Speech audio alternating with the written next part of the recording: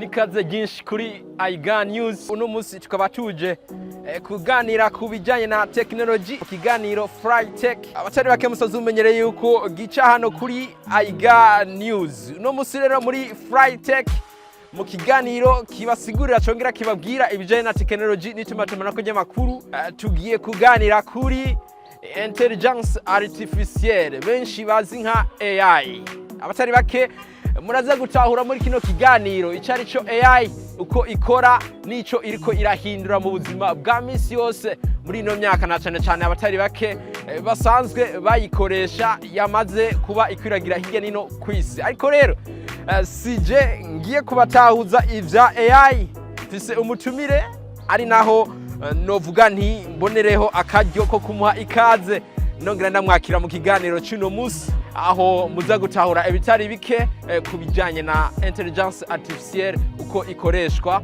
ico iriko irahindura mu buzima bwa none ariko tutibagiye naho iriko iradutwara kaze cyane. Hello guys, ni Menya ngaha yagarutse muri IgaNews haba ngoma ndabashikiza ikiganiro canke nsobanure neza uburyo intelligence artificielle ikora uburyo twikoresha ndabashimiye mwese muri kumara kutana ikiganiro.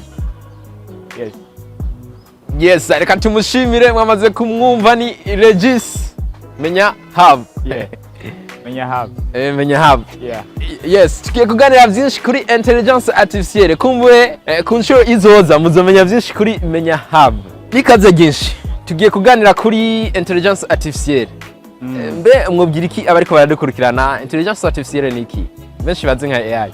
So AI canke artificial intelligence canke intelligence artificielle ni ubuhinga bushasha ubuhinga bucurano n'abantu nyene baba technique canke abahinga ba cyane bagiye hamwe bubaka ubwenge.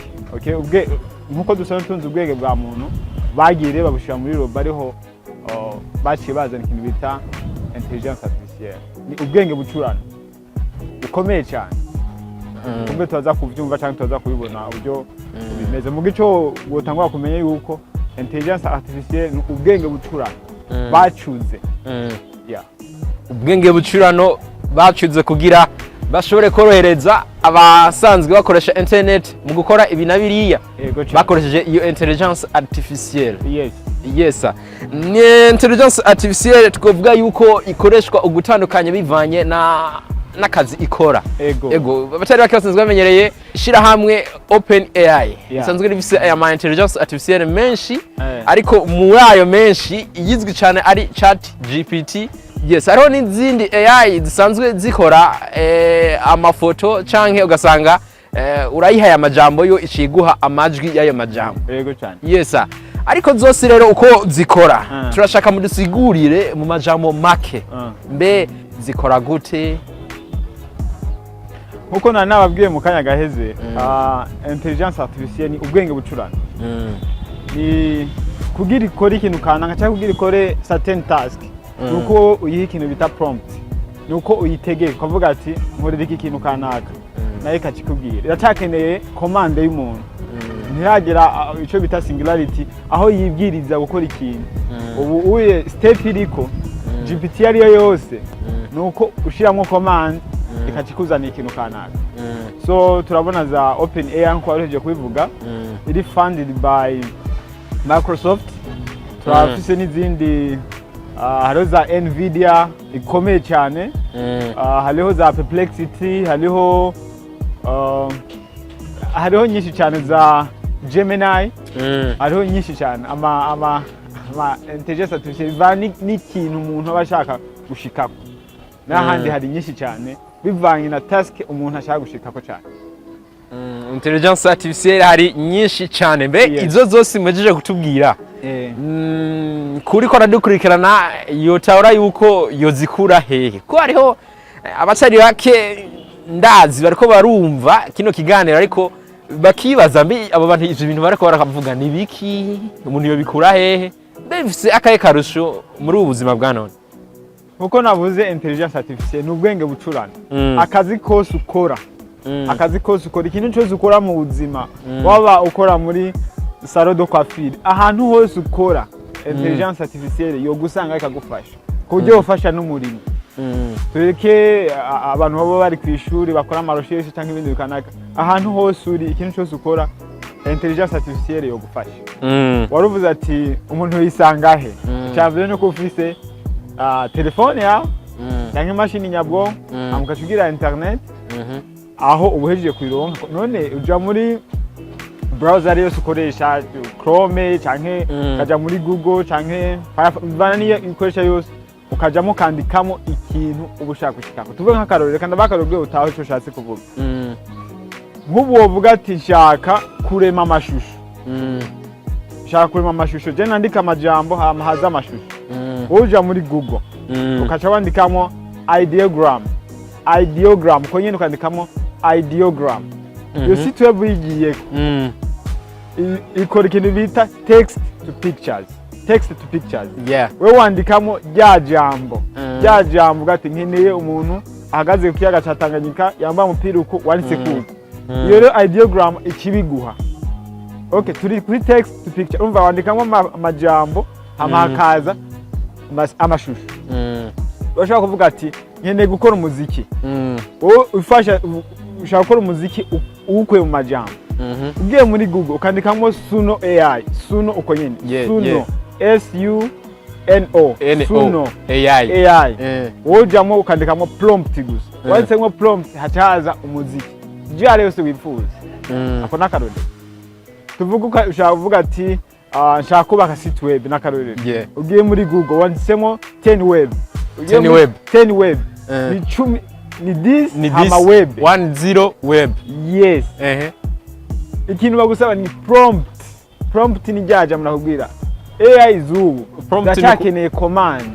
Prompt ni command kuvuga ni nkubajije urambajije iki kibazo nkubajije nico ndayiha icyo rero ndakita prompt. Okay, nk'ubu hajuza kandi kazi prompt engineering, abantu bazi kubaza neza ama AI nakazi gashasha kubutse. Nk'ubu vuga ati je ndi umuhinga wo kubaza amarobo dushobora kubaha akazi tukabitaho. Rero ugiye muri iyo 10 web, iyo 10 web ushobora kubaka site web iri fonctionnel ikora neza ukoresheje amajambo. Ukavuga ati nkeneye site web ndadandaza ibintu kanaka nkeneye gutunga site web, uja muri 10 web ukatunga site web. Alright. Urumva ahantu hose nk'ubu nshobora kuba ndi umurimi w'ibiharage. Umva hano yumfasha. Ndabonye ingwara y'ibiharage. Ndayifotoye. Urumva ko ntayifoto nkacaja muri GPT-O ijya nshasha. GPT-O ijya GPT-O only ijya nshasha ijya latest ihari. Ijya ushobora kuyikoresha ku buntu, hariho gusa ama prompt utarenze.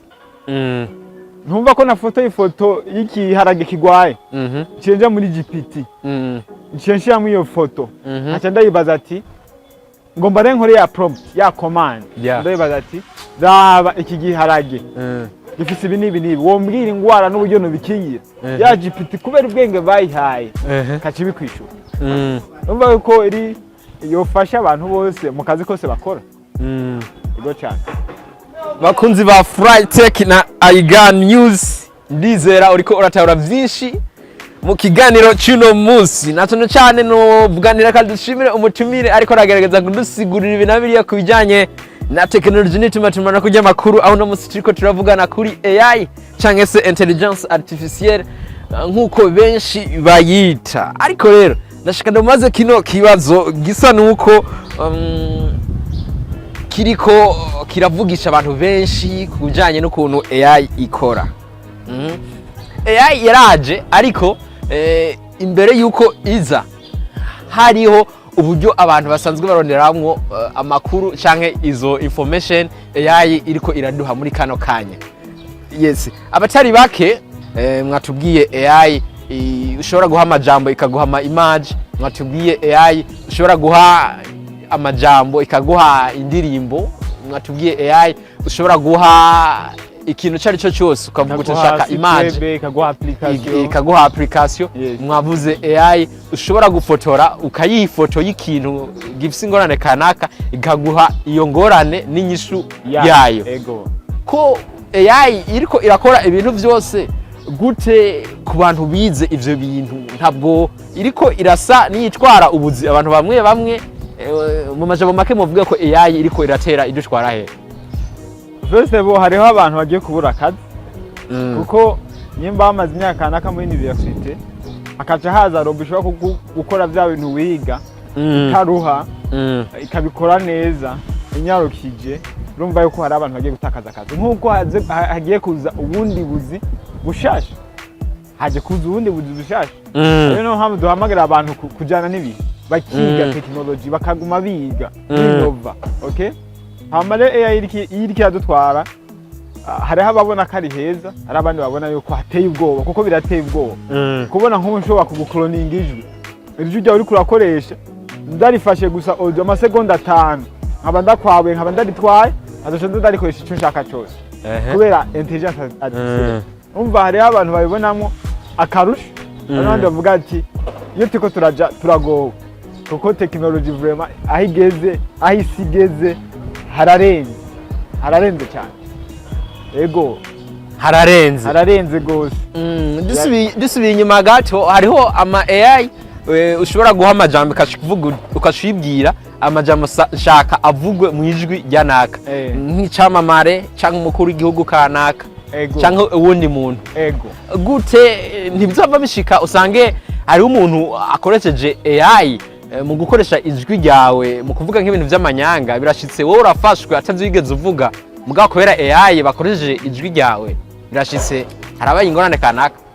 Alo documentaire nigeze kuraba kuri YouTube bariko bavuga uburyo nk'ivyo mwarimeje kuvuga byo umuntu ashobora kwigana ijwi ry'undi muntu akoresheje technology bashoboye kwiba muri Hong Kong bivye bank ikomeye muri Hong Kong bakoresheje ijwi ry'umudeji barafashe iryo jwi bararicloninga kucloninga ni gufata ijwi ryawe bakajyabura bagatwara sample yayo bakazoca baza barikoresha rero ukaza wumva umuntu ara telefone ukumva ijwi akoresheje ni wa wundi nyene uvuze ati dukore apere video birakunda hari ikintu bita swap ni nk'ishusho yiwawe no ifoto gusa yiwawe ushobora kuzana amafoto uri mu masena atandukanye nk'umuri yaridi nkanakuvugisha nkanaguha video urazi hariho intelligence bikora bitwa HeyGen ugiye muri HeyGen ugashiramo ifoto nzana video yiwawe uko twavya ugiye muri Runway nzana video yiwawe nato ifoto gusa nje mfata rero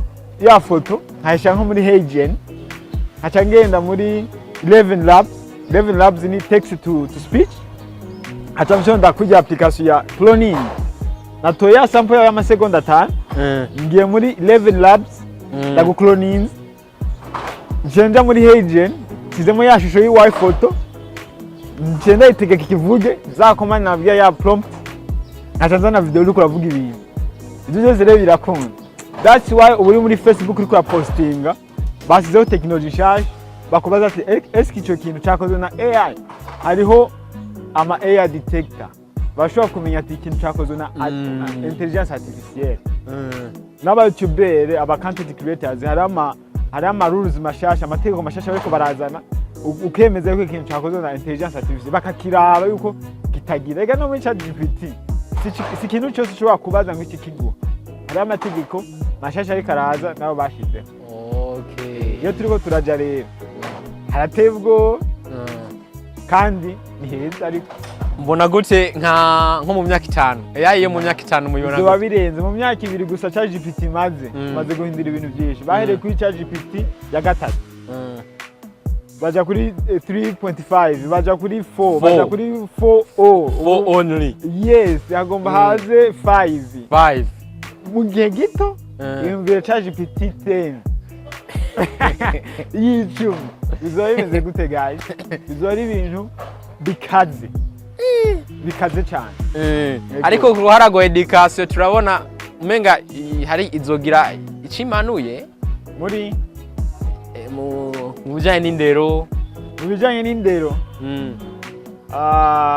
hari iciyongereye hari n'icyo yagabanuye mu bihugu biteye imbere abantu bamaze kumenya technology abana ntibakiciga mu ikibazo akabaza GPT nino ari abanyeshuri bariko barabimenyera batangiye kuza barakora amarosheshe canke babagiye ikibazo ikakwishurira urumva mu bintu cya education ni kuraba education ikadopta ikajana nanyene n'igihe n'ahandi yo turiko turaja isamuha scale ni hatari ni hatari cyane ariko turangiza n'ikiganiro mwovuga iki ku basanzwe bakoresha canke batarakoresha chat GPT nk'impanuro umuntu yokoresha gute chat GPT kugira ntihave imukura kumenya yarasanzwe afise canke imubuze kumenya vyinshi muri kariyeri yiwe ahubwo amenye neza na neza ukuntu yoshobora kuyikoresha mu kurondera amakuru canke mu kuyibaza ivyo asanzwe akeneye. Icyambere na mbere nyimba ushaka gukoresha neza chat GPT canke amayandi ma AI yose icyambere nuko utangura kwiga prompt engineering pako za command manzi umenye command kuko iyi command mbi ikuzanira amakuru atariyo. Ikindi kintu nuko tutoreka ngituramplasa ubwenge bwacu nuko ibe nk'igikoresho ibe nka tool nk'igikoresho mugatwe ntitubigikoresho cyane kuko irabishoboye tubwo ariko tukayikoresha neza twosanga akazi twaba dukora amasaha 2 twakoze umunota umwe amasaha 2 ungana n'umunota umwe kuri AI amasaha 2 y'akazi n'umunota umwe kuri AI kuri intelligence artificielle rero ibi igikoresho cyacu nitubi igikoresho cyayo niko kamaro keza. Yes, ibe igikoresho cyacu nitube igikoresho cyayo ego. Abakunzi ba Frytech na IgaNews nibaza mwamaze kumva impanuro z'ukuntu mushobora gukoresha AI ariko rero nsaba umucumire agire akajambo kanyuma basezere nk'abakunzi ba Frytech abakunzi b'ibiganiro legitimate murako ry'amakuru na technology hirya nino kwisi aho na cyane cyane no musika ko turaganira kubijanye na n'uruhara intelligence artificielle ifise mu buzima bwa none kaje cyane. So nk'akajambo kanyuma no basezerera ko nk'abanyeshuri especially nimwe gukoresha intelligence artificielle nimwe gukoresha technology mwige prompt engineering command gukomanda okay mwige kwikoresha neza cyane uzi guha command AI ariyo yose iguha akankera je ari Menya hub tusadutanga n'ibigenge n'ama courses turafasha abantu bifuza gukoresha intelligence artificielle bitandukanye freelancing ibintu bitandukanye muri bya bindi by'ama prompt musanzwe mubafasha turabikwigisha neza cyane kuri Menya hub ushobora kudukurikirana kuri Facebook Instagram na YouTube turiko na X aho ushobora kubyaza umusaruro imbuga zawe neza cyane muri Menya hub turabigufasha ukaja no kuri site web yacu wezi 3 akaburungu espace Chobona amakuru yose dusadufise kuri Menya hub turabashimiye cyane. Merci. Yego cyane. Turashimire kuri kano kanya twongere dushimira abadukurikiranye nka Frytech muri IgaNews.